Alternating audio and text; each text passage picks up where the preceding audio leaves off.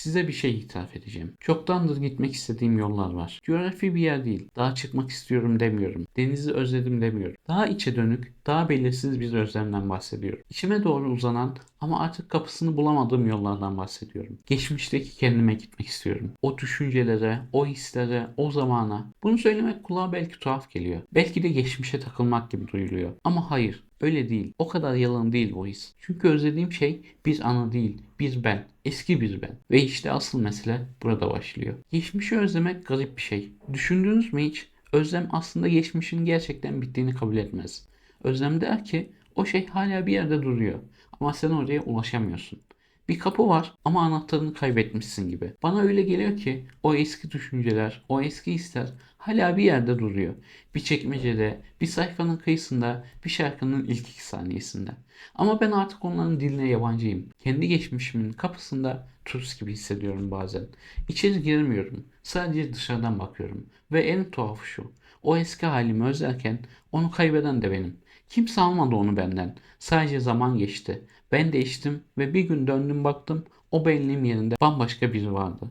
Ben vardım ama farklı bir ben. Heraklitos şöyle diyor. Aynı nehre 2 kez giremezsin. Çünkü ikinci adımı attığında nehir değişmiştir. Sen de değişmişsindir. Şimdi anlıyorum. O nehre dönmek istiyorum.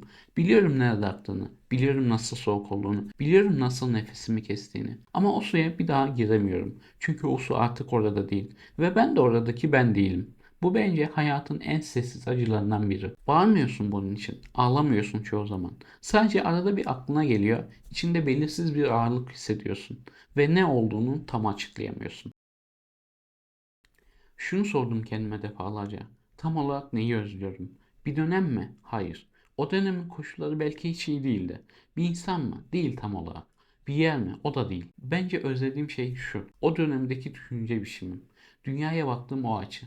Merak ettiğim sorular. Kafamı meşgul eden şeylerin o özgün dokusu. O zamanlar kafamda dönen sorular vardı. Şimdi de var elbette. Ama farklılar. Sanki zihnimin frekansı kaymış. Yeni frekans belki daha olgun, belki daha gerçekçi. Ama bazen eski frekansa özlem duyuyorum. Çünkü o frekansta dünya farklı dönüyordu. Ve o farklılığı, onun tadını hissedemiyorum artık. Onu hatırlıyorum ama yaşayamıyorum. Şunu fark ettim. Geçmiş diyorum ama özlediğime göre belli ki geçmemiş. Eğer gerçekten geçmiş olsaydı özlemezdim. Özlem ancak bir bağ varsa var olur. Bir şey bitmişse özlem de zamanla solar. Ama bu özlem solmuyor. Aksine zaman zaman daha da keskinleşiyor. Demek ki o eski ben içimde bir yerlerde hala yaşıyor. Belki susturulmuş, belki geri planda kalmış. Belki hayatın getirdiği sorumluluklar ve değişimler altında ezilmiş. Ama tamamen ölmemiş. Bu düşünce bana hem hüzün veriyor hem de tuhaf bir teselli. Hüzün çünkü ulaşamıyorum.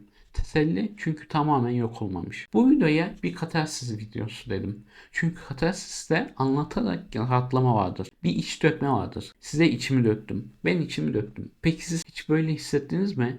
Eski bir deftere, eski bir mesaja, eski bir fotoğraf baktığınızda bu benim ama bu ben değilim diye düşündünüz mü? Bence bu his çok yaygın ve çok az konuşuluyor. Çünkü kelimeye dökülmesi zor. Geçmişimi özlüyorum diyorsunuz, insanlar geç gitsin diyor. Hayır, o kadar basit değil. Kaybettiğiniz şey bir yer değil, bir bakış açısı, bir his, bir frekans. Bunları geç gitsin diye geçiştiremezsiniz. Bugün size sadece duygularımı ifade ettim. Belki bu sizde farklı kapılar, farklı duygular açacak. O duyguları, hisleri yazın, konuşalım. Sadece ben böyle hissediyor olamam. Bunu konuşalım. Videoyu beğenmeyi, kanala abone olmayı unutmayın. Bir sonraki videoda görüşmek üzere. Hoşça kalın, edebiyatta kalın.